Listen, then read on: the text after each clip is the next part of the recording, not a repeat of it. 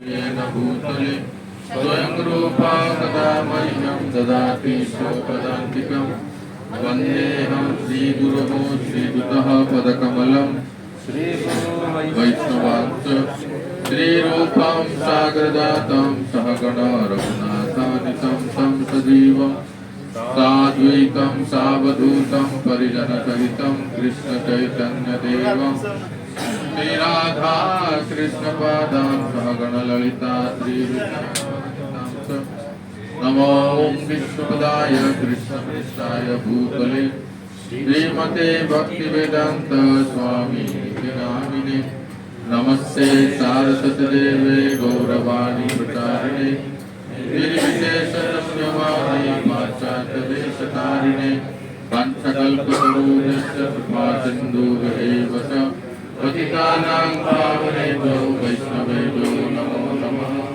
जय श्री कृष्ण चैतन्य प्रभु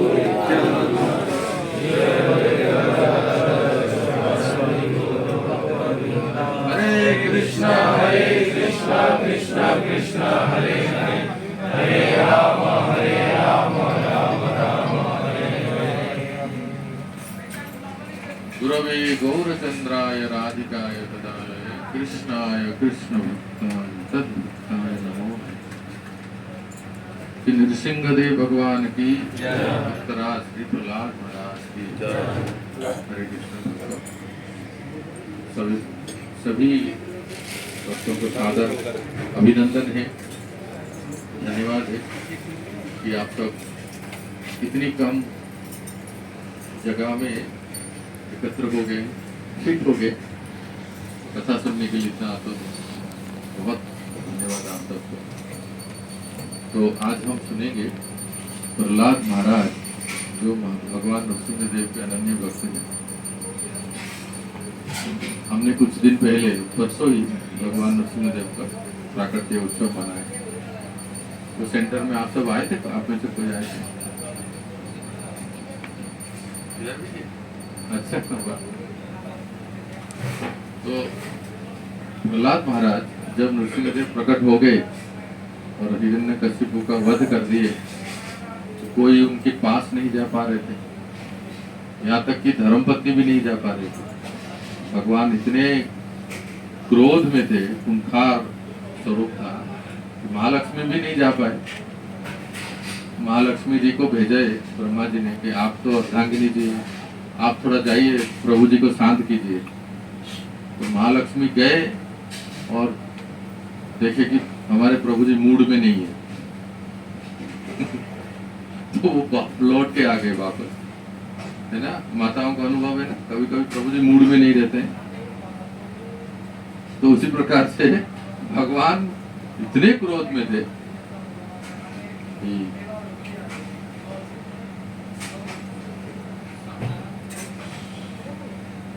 तो अंत में कौन शांत किया जाते हैं उनको? भगवान को कौन शांत किया बताओ? हाँ, प्रहलाद। क्यों प्रहलाद ही क्यों शांत कर पाए? क्योंकि भक्त है ना, प्रहलाद महाराज भक्त हैं। उनकी वजह से तो भगवान प्रकट हुए। तो उसके बाद प्रहलाद महाराज ने बहुत सुंदर स्तुति की। जिस हाथ से भगवान ने नृसिंहदेव का बाईपास सर्जरी किया, ऑपरेशन सक्सेस, पेशेंट डाइड। तो कैसा ऑपरेशन बताओ? नृसिंह भगवान ने ऐसा ऑपरेशन किया, operation success, patient died, deliver हो। उसी हाथ से, जिस हाथ से नृसिंहदेव ने हिरण्यकशिपु का वध किया था, उसी हाथ से छोटा सा प्रहलाद 5 साल का, वो जब प्रणाम किए भगवान ने उनको गोद में रखे, उसी हाथ से उनको चिल्लाए। और सिंह है ना, इसलिए चाट रहे थे, कितना प्रेम करते। तो तब प्रहलाद महाराज ने स्तुति प्रारंभ की। उसमें से एक दो स्तुति आज हम पढ़ेंगे। प्रहलाद महाराज कहते हैं 7वां स्कंद 9वां अध्याय श्लोक संख्या 7, 9, 11 ये श्लोक है। कई पूरे 9वें अध्याय में पूरे स्तुतियां, उसमें से एक श्लोक है। कितना सुंदर श्लोक है। एक बार श्लोक पाठ कर लेते हैं। नैवात्मनः प्रभुरयं निजलाभ पूर्णो मानं जनाद विदुषः करुणो वृणेते यत् यज्जनो भगवते विदधीतमानं तच्चात्मने प्रतिमुखस्य यथा मुखश्री। प्रहलाद महाराज कहते हैं, हे श्री हरि, नृसिंहदेव, हे नारायण, आप तो आप्त काम है, आप्त काम आत्मा राम है। आपको किसी की आवश्यकता नहीं है। कोई मुझे पूजा करे, कोई मुझे डोनेशन दे, कोई मुझे भोग चढ़ाए, हरि हरि। सब लोग आंख खोल के हैं। नृसिंह भगवान की जय। कोई आप्त काम का अर्थ क्या है? इंग्लिश में कहते हैं सेल्फ सेटिस्फाइड, जिसको किसी भी व्यक्ति से कुछ भी आवश्यकता नहीं, वो संतुष्ट है। जबकि हम लोग ठीक विपरीत हैं। हम लोग आप्त काम नहीं है, हमें सब चाहिए। हमें मोबाइल चाहिए, स्त्री चाहिए, पति चाहिए, पुरुष चाहिए, गाड़ी चाहिए, मकान चाहिए, नौकरी चाहिए, छोकरी चाहिए, जो भी चाहिए, ये सब हमें आवश्यकता है। पर भगवान कैसे है? कहते हैं आप्त काम, आत्माराम। हमें सब वो संतुष्ट है। उनको कुछ भी किसी के बाह्य किसी वस्तु की आवश्यकता नहीं, जिसे प्राप्त करते वो खुश हो जाए, है ना। हम संसार में कुछ चीज मिल गए, क्या मिल गया? हम आईफोन 15 प्रो प्लस, क्या कहते हैं, प्रो मैक्स। अरे माता जी बहुत पता है। तो वो मिल जाए तो बस, वो लेटेस्ट होगा शायद, मुझे लेटेस्ट है ना, तो वो मिल जाए तो हम खुश हो जाएंगे। तो भगवान ऐसे नहीं है ना। भगवान संतुष्ट है। भगवान को कुछ भी वस्तु, किसी व्यक्ति से आवश्यकता नहीं। तो प्रहलाद महाराज कहते हैं आप आप्त काम है। आप दया के वश में होकर अपने अनन्य आश्रितों की पूजा स्वीकार करते हैं। ये जो हम लोग भक्त लोग जो भगवान को पूजा करते हैं, अभी देखो भूख लगाए ना, हाँ। ये भगवान को भूख लग रहा है क्या? एक तरह से हाँ, दूसरे तरह से ना भी है। भगवान सब कुछ हमें देते हैं, लेकिन भक्त क्या है? जो भी भगवान ने दिया है, दाल, चावल, रोटी, सब्जी, जो भी दिए हैं, आज आपके लिए गिरिराज जी का प्रसाद आया है। याद करिए, आप सबके लिए गोवर्धन से प्रसाद आया है। कहाँ गोवर्धन और कहाँ रामजान क्या बोलते हैं, आचमन। इतने दूर से प्रसाद आया आपको। तो कहने का अर्थ है, भगवान को जो पुजारी भक्त भोग लगाते हैं, क्या भगवान ने कहा है मुझे ये दो करके? ये जब हम देते हैं तो भगवान इसे प्रसन्न होते हैं, है ना।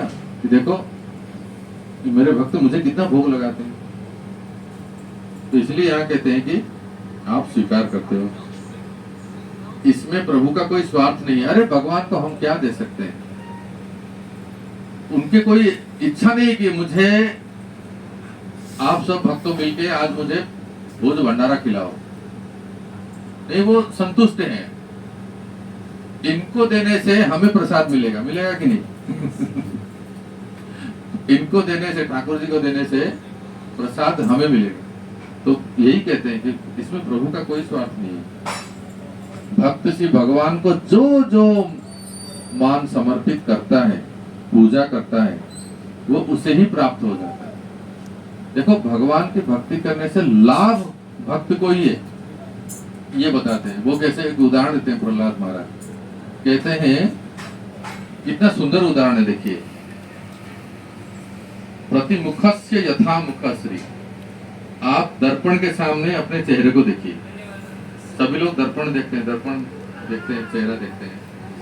चेहरा देख के क्या श्रृंगार होते हैं, हाँ, जो भी है, तिलक लगाते हैं या कॉस्ट्यूम लगाते हैं, पाउडर लगाते हैं, क्रीम लगाते हैं और सजाते हैं, सिंदूर लगाते हैं, सब। तो आप मुझे ये बताइए, माताएं बताएंगे, बहुत सरल प्रश्न है, बताइए। ये जो दर्पण में जो प्रतिबिंब है, उसको कैसे हम सजाएंगे कि वो भी सिंदूर लगाए, वो भी तिलक लगाए, वो भी पाउडर लगाए? वो कैसे होगा? ये उदाहरण देते हैं, बहुत सरल उदाहरण है समझने के लिए। जैसे कोई घर है, प्रहलाद महाराज कहते हैं, उदाहरण देते हैं, जैसे कोई घर है, घर में पिता माता बड़े बुजुर्ग सब रहते हैं, ठीक है ना। तो कौन सा घर कहा जाएगा कि बहुत शांति है, इस घर में बहुत शांति है, उस घर को माना जाएगा जिस घर में सब लोग बड़े बड़ों की बात मानते हैं। पिता माता जो बुजुर्ग हैं वो कुछ कहते हैं तो बड़े उनकी बात मानते हैं। तो गांव के लोग क्या कहते हैं, अरे वो जानते हैं वो घर, वो फलाना घर, लोग कितना बढ़िया घर है, कितना शांति से सब रहते हैं। क्यों? क्योंकि उनके घर में कभी भी झगड़ा नहीं होता है, कभी भी कोई विवाद नहीं होता है ना। हम लोग जब बचपन में था, कुछ टीवी में मूवी आते थे तो हम लोग देखते थे, तो गीत गाना, एक बहुत अच्छा गाना है, तो उसमें वो गाना में ऐसे गाते हैं कि लोग जहां पर रहते हैं उस जगह को वो घर कहते हैं, पर हम जिस घर में रहते हैं उसे प्यार का मंदिर कहते हैं। सुना होगा आपने, पुराने गीत है ना। प्यार का मंदिर बनेगा कैसे, प्रेम का मंदिर बनेगा कैसे, जब सभी लोग एक प्रेम के ठाकुर को सब सेवा करते हैं। समझ रहे हैं ना। प्यार का मंदिर अपना घर बनेगा कैसे, जब सभी लोग मिलकर ठाकुर जी को सेंटर में रखते हैं, उनकी प्रसन्नता के लिए सब कुछ करते हैं। तो ये बात है कि एक उदाहरण देते हैं और दूसरा उदाहरण देते हैं। देखिए, जैसे और एक उदाहरण, किसी की सेवा करने से, किसी को हम कुछ भी कोई, इससे हमारा क्रेडिट होता है। जैसे एक उदाहरण देखिए, प्रभु जी शुभ नाम क्या है? सुमन चैतन्य दास। सुमन चैतन्य प्रभु, मान लीजिए, मैं ऐसे कह रहा हूँ, उदाहरण दे रहा हूँ, सुमन चैतन्य प्रभु के घर में गुरु महाराज आए थे ना। तो सुमन चैतन्य प्रभु के घर में अगर गुरु महाराज आते हैं तो लोग क्या कहेंगे, बाकी भक्त जो क्या कहेंगे, प्रभु जी आपका कितना सौभाग्य है, और कोई घर नहीं था क्या, या और भी तो घर है और पूरे इतने सारे भक्त हैं, महाराज आपके घर आए, तो किसका क्रेडिट हुआ बताओ? भक्तों का। देखो, हमने सेवा किया गुरु कृष्ण की, लेकिन सम्मान हमारा होता है। लोग कहते हैं ऐसा प्रभु जी के घर में आए थे, ऐसे कहते हैं। तो इससे आप प्रहलाद महाराज कितना सुंदर समझाते हैं। देखिए, और एक उदाहरण देते हैं। देखिए, वो कहते हैं, जो भक्त, जो शिष्य अपने गुरु की आज्ञा का पालन करके बढ़िया से भक्ति करता है, तो नियम से जप करते हैं, 4 नियमों को पालन करते हैं, कोई पाप कृत्य नहीं करते हैं, किसी प्रकार का गलत कार्य नहीं करते हैं, और सेवा में लगे हैं, प्रचार में लगे हैं, तो कोई भी भक्त क्या कहेंगे, ये जो प्रभु जी है ना, ये जो माता जी है ना, बड़े निष्ठावान, अपने गुरु के निर्देशानुसार नियमों को पालन करते हैं और भक्ति करते हैं। और गुरु महाराज को जब खबर होता है कि अगर कभी हम मिलते हैं तो हम कहते हैं, क्या कहेंगे, हम ही तो कहेंगे जाके, हरे कृष्ण महाराज जी, मैं शारजा गया था, फिर वहां से क्या अजमान गया था, तो मैं सुमन चैतन्य प्रभु से मिला, इतना अच्छे भक्त हैं कि उनका इतना अच्छा व्यवहार है। तो मैं अगर कभी गुरु महाराज से मिलकर बात बताऊं तो महाराज जी को कितना अच्छा लगे कि मेरा शिष्य कम से कम मेरा नाम तो रोशन किया कि कोई उसका व्यवहार अच्छा है, उसका सेवा भावना है, किसी प्रकार की कमी नहीं। इससे आप समझ सकते हैं कि जब हम भगवान की, गुरु कृष्ण की सेवा करते हैं, क्रेडिट हमारा ही होता है, ये हाँ भक्त का ही होता है, ये वो कहते हैं। इसलिए